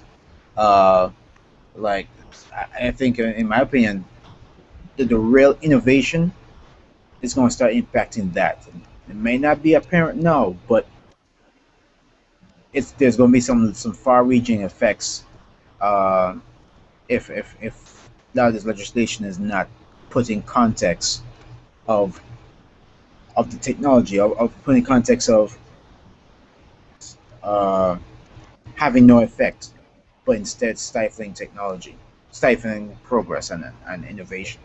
Yeah, and what I don't understand about these kind of legislations down here is that is 1 minute you would see any papers and they would even put something online as well for all of us to come and give our input on pieces of legislation they want to bring um they want to pass into law and that kind of thing. I don't know if it's because is an amendment that they think that they say, well, we don't need to discuss this with the wider population. But I just find it. I don't understand what's the reasoning behind it, the legal reasoning, as well as what is the agenda, the public agenda of the state. But I mean, I would think something like this, you would want to have consultation, not just with technical people, but also just the wider population, because I mean, you're potentially going to turn somebody's son into a criminal because why they harass somebody on Facebook. Like, oh, that's against the law. You have a fine to pay, and you have to spend a year in jail because why you're harassing somebody on Facebook. That's silly. You spend 15 years in jail because you downloaded a movie on torrents or some kind of thing. That's ridiculous. That's basically attacking your own population. You do realize why they do that, right? Well, It's at I the know. behest of the people who have interest in you not doing that. Well, that was saying, I know in the states, they will do stuff like that. Basically, the bigger corporations want to make sure people pay for this stuff and that kind of thing. But Well, you don't locally, believe that this has infiltrated down to TNT? well, with copyright stuff, everybody kind of gave up on that a long time ago. So only local copyright really gets enforced. But at the same time, actually putting it in law, I mean, putting stuff in law and actually enforcing it is two different things, because a lot of the things they put into the law probably not going to get enforced at the end of the day. But They still, they actually obligate you to actually enforce, especially the corporate laws when they join on to like the international trade organization. They are supposed to be enforced. yeah, our stance on here is basically, if you think your copyright is violated, come down to Trinidad, get yourself a lawyer, pay your lawyer, and fight it in courts. And that's why a lot of companies ignore that, because beyond that, there's no real support system for that, which is good because it protects our people from being basically the victims of overly large greedy corporations. But what was going with this? But yeah, my point is, these kind of laws are going to potentially um for I think my point is, I think trivial things, I mean cyberbullying that they're pumping up like is this big issue and this kind of thing, is it's time to stop the bullshit. Get off of friggin' Facebook if somebody is harassing you. Teach your child not to go onto Facebook. Bullying in person is a bit different. You understand? That's, you have to deal with the physical world. But I mean, come on, hyping up cyberbullying like it's this big thing. Learn to block a person, or come off the social network. You will live. You will survive. They hyping these things up like it's so, I don't And know. I don't think they care about cyberbullying. I think it's the other hidden agendas that we have to be careful of.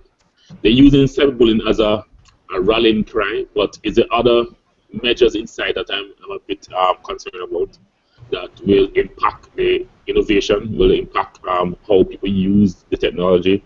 If people feel comfortable using technology because they feel fear of persecution for some reason, yeah, that's the sort of thing. That's what I'm concerned about. However, what are the avenues for redress for this sort of thing? What can we do? Was the last thing you said, Steve? I didn't Yeah, hear the last one. yeah, yeah. Yeah, I was wondering what are the options we have for stopping it, for amending it? What can we do as a group of people? I think we more people need to pay attention and actually give the input, and I mean especially the technical community. I mean, I would love to see the technical community stand up once in a while and say, oh, see what's going. But yeah, I like to see the technical community stand up down here once in a while, get together and say, hey, whoops, we see what you're trying to do there. But the thing is, that's pretty difficult to put together. I mean, individually, people will have their opinions about these things, but and everybody in their own section preoccupied with what they're doing. And the thing is too, you have to basically explain to people the risk, because we might see the risk with these kind of legislations, but not everybody would see it. And then a lot of these guys out there talk to them about it again, they just don't care. You know, they're gonna leave Trinidad as soon as they finish the degree. A lot of these guys, that's their mindset. Oh no, I'm good. I don't happy care fly what I out. hear. Yeah, I don't care what I hear within the next couple months or years or whatever. You know, When you say get the degree and leave, what do you mean? get a degree Brain, and brain apply to drain. foreign companies and leave Trinidad and Tobago and work in some other country. A lot of these guys, that's their stance. They call it brain drain. It's where you get a degree, your free education, you stay for 2 years or however long you need to stay, and then you go in the UK or you go in the US and you try to get a job over there, and don't come back to Trinidad. And leave dogs to suffer. That's a issue that's throughout the Caribbean. Yeah, Uh, Yeah. exactly. yeah, in fact, you can even look at me as an example of that. I'm born in Antigua, and I, I've been told, I've been told by very people very close to me, don't come back. And I've seen it here in the Virgin Islands, where and I'm not, Calvin, I'm not saying you're one of them. I was about to say, don't be calling no names, man. I'm not saying you're one of them, but I've met people here who have told their children, don't come back. So Well, it's not. you say that, Stanford. I've thought about coming back.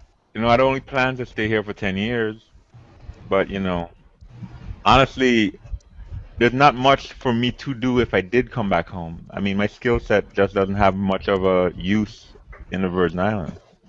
I, I, The I'm thing. sorry. I'm seeing Calvin saying down home on an afternoon after work. Go back to the Virgin Islands. I don't think so. I don't. I love being in a home, but honestly, I mean, what would I do there? My skill sets include control systems, embedded systems, software development, and so forth. So, like, I can't think of a single place that I would be able to work back home. And see, that's why I believe that the for to make the Caribbean to move the Caribbean forward, one of the critical things is to allow for folks like Calvin and agree myself with you. Look at me and at my relationship to Antigua to be able to work, where we grew up in our home country of choice, home country, or wherever we want in the Caribbean, um, and be able to apply our skill set. I believe the biggest way of doing that, the best way of doing that is to create an infrastructure whereby we can work remotely. I've told people countless times that the Caribbean, yes, we can solve a lot of problems with our skill set, but if we want to be successful, we want to make things go forward, we've got to be able to export our skill set and make monies elsewhere. We may not be able to compete with the Tatas of India or what's the name of that company that makes those iPhones in China? Um, Foxtrot. Foxtrot. We wanted to compete with those guys, but when it comes to specified skill sets or specialized projects that they say, hey, we need somebody who can speak English. We don't need anyone. We don't want to spend on these big projects. We just want these smaller projects. Okay. I Yes, know an example of a fashion designer. She actually designs for all one of the major houses in New York and Italy, but she lives in the Caribbean. what she does, they send her pictures of the person they want to design for. She do her sketches them and drawings, and she send them back up. That's what she does, and they buy her drawings and her designs from the Caribbean. She might do a small run and send it up to the States, and they then use their production ability to actually replicate it. Okay, but what she's selling is her eyes, is her skills, is her talent. Okay, it's not the manufacturing capability because she can't compete with that. Okay. Exactly, exactly, and I think that's what we need to strive on, and stop trying to be the the keep forgetting the damn name of the company. Stop trying to be the Tatas of China. I mean, of uh, of India or the Foxcons of China. Because we will never Well, compete. yeah, we have a disadvantage. We don't have the population that those guys have. They have cheap labor to the extent that they can show people. We don't have that capability out there. They can give people very low salaries that even for the Caribbean, no Caribbean person would accept. Okay, Yeah, Right. I and think that's the biggest advantage, the ridiculously low wages. You yeah, can't ridiculous. compete with that. Yeah, exactly. So we'll find these niche markets that we can, even agriculture, we're doing that now, because even agriculture now, we are selling, there are farms that are selling particular type of mangoes, specialty orange, specialty thing, niche market areas that allow you to compete without having to compete with the big giant farms down south and the south. So even agriculture and other areas, we are actually people are realizing that there has to be a unique component to the product that we sell in order for us to be special. and I think that by us solving some of the problems that we have in the Caribbean, we can then export those same solutions internationally. And the thing that I think that's the message we have to start talking to legislators about, and tell them, listen, you guys need to just try and, yeah, we're not saying that you should allow us to do everything that we want, but you can't kind of you can't strangle what we do when it comes to these legislatures that say, you can't say this or that online, you can't write software that does this. We've got to start talking to them and tell them, hey, this is how we can make money, this is how it We'll, we'll, is. we'll get some of the bad ones out though, the ones that have no interest in doing any other development. They see them life only as lead as politicians, and they're not really interested in developing the countries that they govern. So there are some that will never want to change. Hmm, sad. Yeah, No, because I was talking to some investors recently, and they were saying that the Caribbean is in a kind of strange place in terms of they're no longer considered poor developing countries anymore, and they're not exactly first world countries. So a lot of the loans are for there are two type of loans out there now. Yeah, there are the full commercial loans where you have an investor from first will come and invest, or you have these development loans in which because of your developing infrastructure you get loans based on that. The Caribbean seem to have fallen into a crack that nobody really have the provision for. We're not considered poor countries anymore. Okay, So we're a but we are 2.5 world.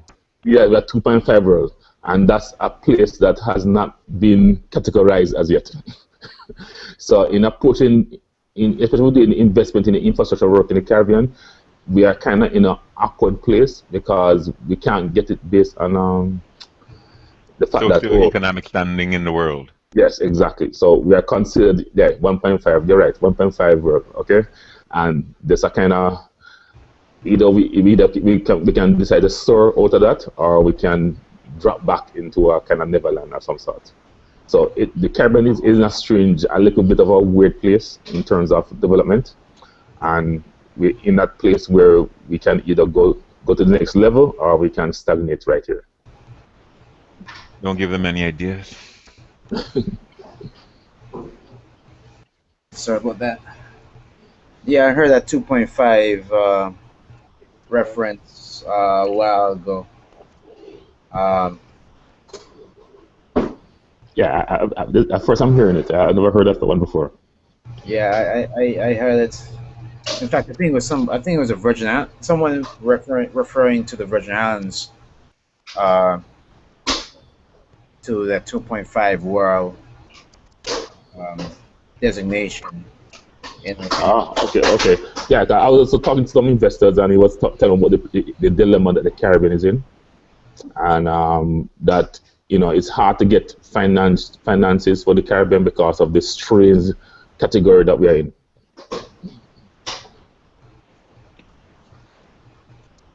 It's a tough thing to do, man. It's tough. Yeah, It's tough because we have the resources in terms of the human capital. yeah, We just don't have it in the numbers yeah, that China, India have it. yeah, and also we don't have the financial clout as well. Yeah. Yeah. However, we're not starving. The only country that qualify for any of those low level loans is Haiti. Yeah, but even with the financial clout part, China didn't always have the kind of wealth they have now. China for years basically take the BS of the world and just save. But contrast that to a lot I of the men. I think that they re-engineer the economy. They Yes, always have they money. did. They always have money, but the way they were using it wasn't very efficient. And so therefore, their social reforms started back in the late 70s, in which they actually moved the economy from a socialist-based economy to a more capitalist-based economy. Basically, they converted the economy to capitalist. Yeah, but the point I'm making is that if you look across here, when it comes to the way we use wealth, I mean, you could see it down here in Trinidad and Tobago in this energy-rich country. When we have, because money is not a problem in Trinidad and Tobago, but Mm. the wealth that we have, when you look at how we spend it, we don't really spend it Yeah, in leadership is the a problem way for in the Trinidad. future. Yeah, leadership, I think, is the problem in Trinidad.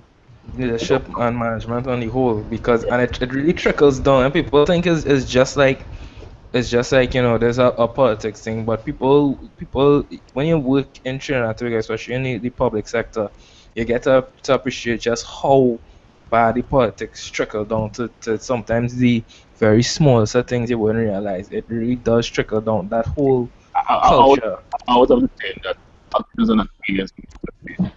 They are a reflection of the society they come out. I know we like to believe that them politicians there are wicked, but they're not exactly You're breaking aliens from out. outer. Yeah, Yeah, okay. yeah. As I said, they're not aliens from outer space. They are actually real people. Right? Darren, Steve, you just died off there. I would say okay. Get it. Are you on a Wi-Fi network or a cell network? I'm on my phone. I'm on my Android Nexus 5 phone. No, I'm asking if you're on a cell network or a Wi-Fi Wi-Fi. network. Wi-Fi. Okay. Yes, I'm not well connected here. Were you in a hotel or something? I'm staying by a friend of mine. Okay. They're capping your service. Yes, you look that way. I was saying, that politicians are not alien. They're actually from the same society that we grew up in. They went to the same schools, they went to the same colleges, they did the same things. And so we can't just blame the politician for everything. We are also we share the same attributes and inefficiencies, Yeah, greed, but everything. it's not a position of blaming the politicians for everything. It's more a position of blaming the one in the leadership role for not understanding the importance of being a leader. People often take up that leadership role and they think that being a leader is just about being the best at getting the whatever the job is done. But that's not the case. When you become a leader, you basically become somebody automatically. Some people would look up to, some people would hate, some people would look at you as a model for how they should behave.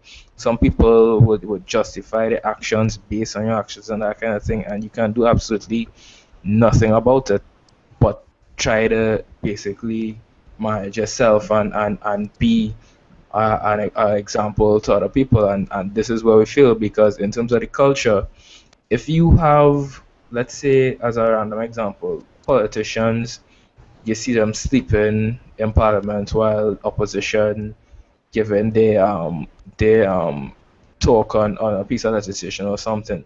There are people who see those kind of things, the nature of human beings, to follow what we see one another doing and that kind of thing. And you go to an office and you might see somebody sleeping in public, and in the back of their mind, subconsciously, they have no problem with that because they see, what are considered high figures in society doing stuff like that, and they would not feel. You might talk to them about it, but they would not feel any remorse for doing something like that because they'll consider this is the norm of the culture. So when you're in that leadership position, you really take on a whole lot. Like Spider, like Uncle Ben says, with great power comes great responsibility, and the responsibility is neglected, especially when you see politicians being found in videos where he basically is a two-pole man cleaning some weed, what looks like weed and that kind of thing. And regardless of what the legal outcome of any kind of case like that could come, you have a duty as a leader to step down, to set an example and say, hey, listen, people, you know, I messed up. I don't want anybody to follow this example. Let somebody else come and do the job now, while I basically reassess myself rather than desperately fight to hold on to some aspect of power at the expense of the reputation and image of the office that you hold. But isn't it the people who choose these type of leaders? What's that? Isn't the leaders? Isn't it the people who choose these sort of leaders? The people don't have much options when it comes to leaders in the first place. We might choose who to vote for, but we don't choose who the individual who becomes part of a party and who rise to Yeah, prominence but and that kind I've of thing. seen three or four other people come for election. Nobody signed their petition. Nobody What's said that? because I've seen many cases where election run, there are three other people, not party people, and nobody and they totally ignore them. People don't even consider them. They don't even listen to them. Okay, they may be good people, but because they're not charismatic, because they're not flashy, you just ignore them. And I think that Yeah, that's a indictment on us that we use very shallow means of judging who our leaders are. yeah, but yeah, be honest with yourself. We're talking about charisma and that kind of thing. If you're not gonna want somebody to lead your nation and lead your if the person can't impress you in the first place, you wouldn't want to put that person in a leadership role where they have Yeah, to interact with don't other you think that's people. a fundamentally flawed reason for choosing somebody? Huh? I mean, don't you think that that's a fundamentally? What do you mean by impressing somebody? What do you mean by that? Not impressed. No, What? if you're honest, if genuinely you're not impressed by somebody, it's understandable that you would not put them forward as a leader. The thing is, we don't have a lot of options because a lot of the people who could probably take the country forward, they either in England, America, or some other country, flee in the country because it's actually what's probably better in their own personal interest. Not better in the national interest, but in their own personal interest, it will be better for them. But in that case, that disqualifies them.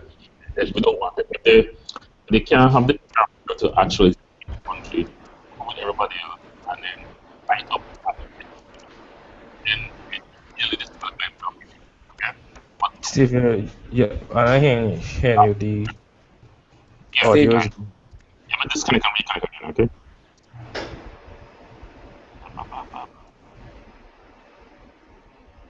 at Wi-Fi. Yeah, the Wi-Fi is not working today. Okay, you sound better. You sound good there. Okay, all right, let's check some. Yeah, I was saying that once somebody leaves the country, I think they're disqualified from being a leader of in terms of they're not returning to the country and bringing in value to it.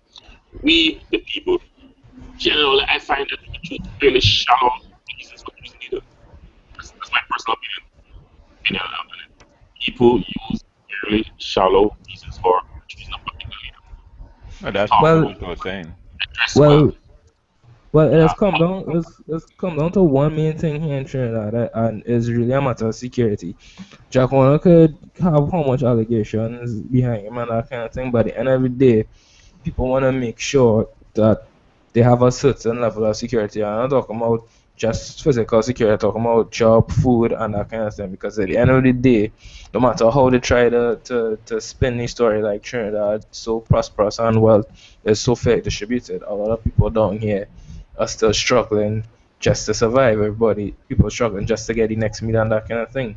So what has really come down is how where I put my vote. Somebody else might be necessarily a better leader for the whole nation, but they mightn't be a good leader in terms of taking care of my particular community because it mightn't be considered their party's priority and that kind of thing. And we gotta look out for that and that kind of thing. So at the end of the day, people that really vote has come back down to race and religion and that kind of thing because people in that vote where case, they feel get the people that they they can could deserve. benefit the most.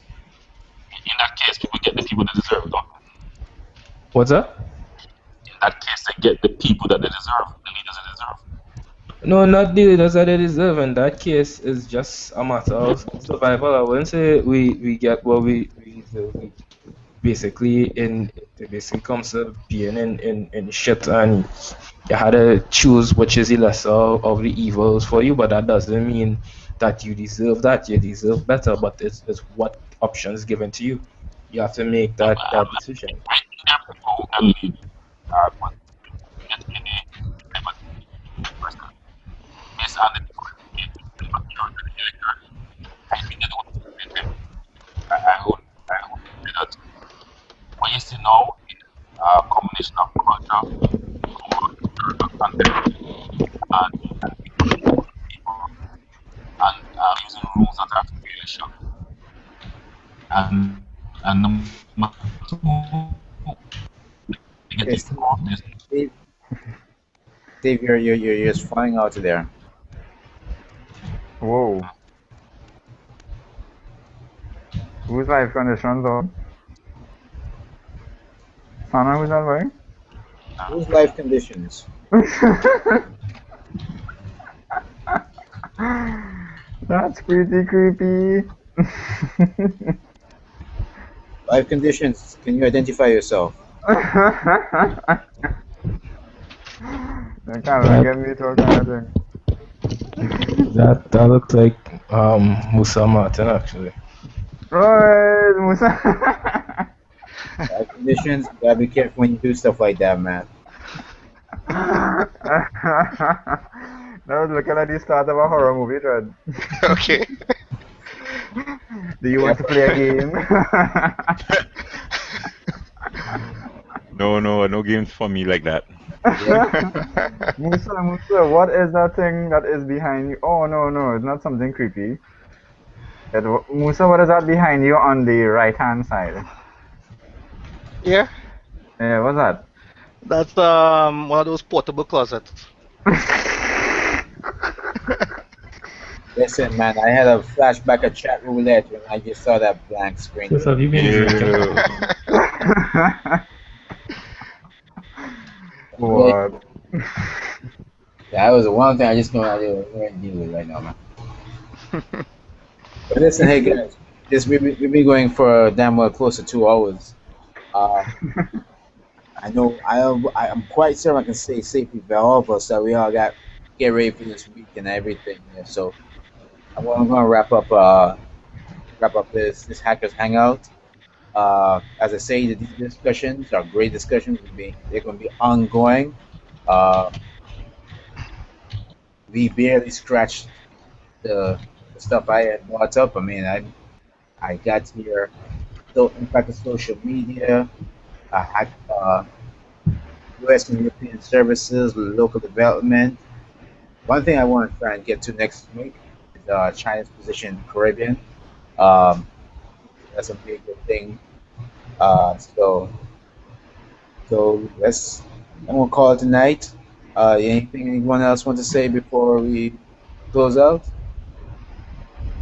No, I'm good. Startup weekend. Yeah, we'll talk about that next week. You know what? That's something we. You know what? I'm gonna make sure I have that in the agenda. Uh, Startup weekend. yeah, man. A most awesome event. The best event of the year Yeah, so ever. far. Ever. So But far. I want to get I want you guys to elaborate on that because I'm really iffy on the whole startup thing I see for the Yeah, Caribbean. you need to attend a startup weekend and you'll understand. We have one in November. You can come down. We'll drink beers. Yeah, you need to attend one. You know what? You never know. I might give. We'll talk, get the dates and everything, and if I can pull it, I'll definitely come down. Um, yeah, because I got my position. I think a couple of guys may have heard my position a while back. Um, Uh, I'm always open to being convinced. it's really in Trinidad and Tobago. It's really needed right now. It's definitely just not just startup weekend because there's actually a whole bunch of other stuff around it as well. They have like the startup grind, I think startup week or something. So as well, it's definitely needed right now. It's definitely. Okay, We okay, were very impressed. okay. Cool, cool. All right. Well, we're going to definitely talk about it next time, next Hackers Hangout. Um, I'm going to close it out. I want to thank everybody for coming out. Steve, Calvin, Lasana, Kurt, Musa. Yo. Aye. You know what? You got anything you want to say? At least say something because you came late. Yeah, I did. I'm hoping to be a regular again on the program. So Boom. hopefully next week I'll remember because I was actually planning to come on time tonight, and then I end up doing some other stuff. And when I looked at the time, I realized, oh geez, 2 hours has gone. So I'm hoping you guys will still want, hoping you guys will Oops. still want to catch the hangout. But definitely from Oops. next week I'll be here. I will listen, catch the YouTube video. Yeah, catch up and see what's happened. Oh And You'll get yeah. reactors and everything. yeah, and then we're gonna do this right. We're gonna do this. We're gonna do it. We're gonna keep pushing it, and because there's always good discussion.